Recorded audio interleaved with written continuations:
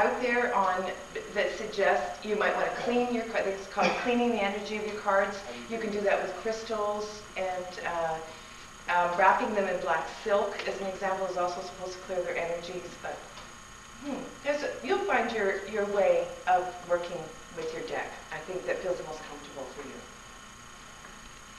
Yeah. Kathleen, could you touch on reversed and upright placement on the cards?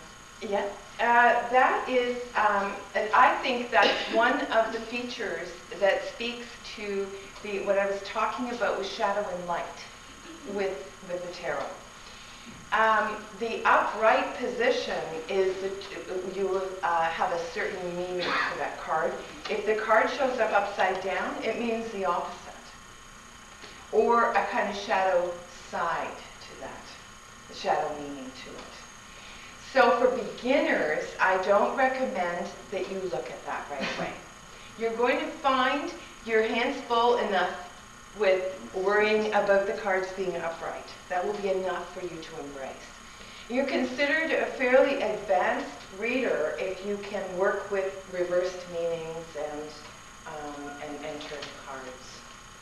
So unless you're an advanced reader, I don't recommend you do that, because it is so much information to take in at once. And with your choice of deck, the circle, there would be no...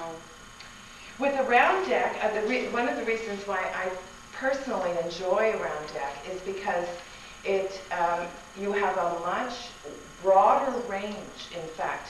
If you think of a round deck as waxing and waning moon, so if the card is turned to the side, that's a waxing moon, which means the energy is moving towards crest. It's moving.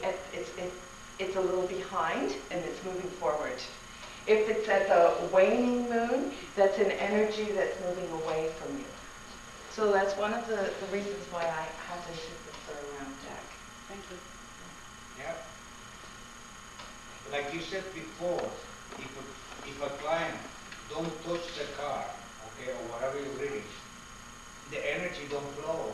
So you can, if you don't pick up the energy field of that person, the only thing you can use is your psychic abilities with the card. Am I right? You're right. Because they have to have flow between the client and the reader. I think that's true. I think that there is a flow that You need comes. some emotion, some awe, what that person brings to you for you to read it. I agree. Good.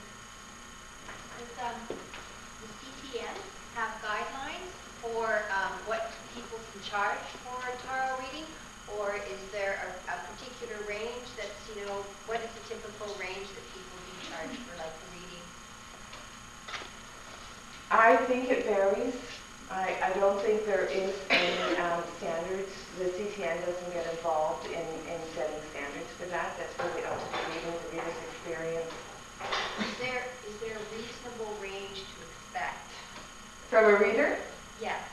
I think you can pay anywhere from probably $10 to $500. I believe there's a really big range. Really depends. Yes, at the back. What does the word tarot mean? Where does that come from? It comes from taroti, or tarotoi. It actually is a derivative from an Italian word, which was a game that was played.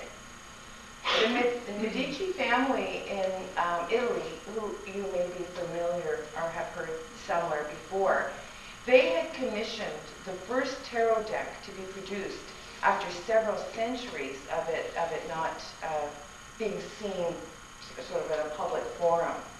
And they commissioned an artist to do what is now considered a very classic deck, and used their own family members in the faces. I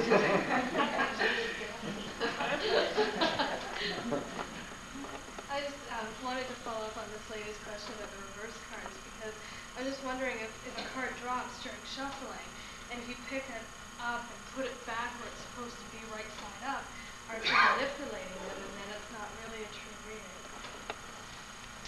Well, I think you need to, I believe that learning the tarot needs to be done in steps and stages.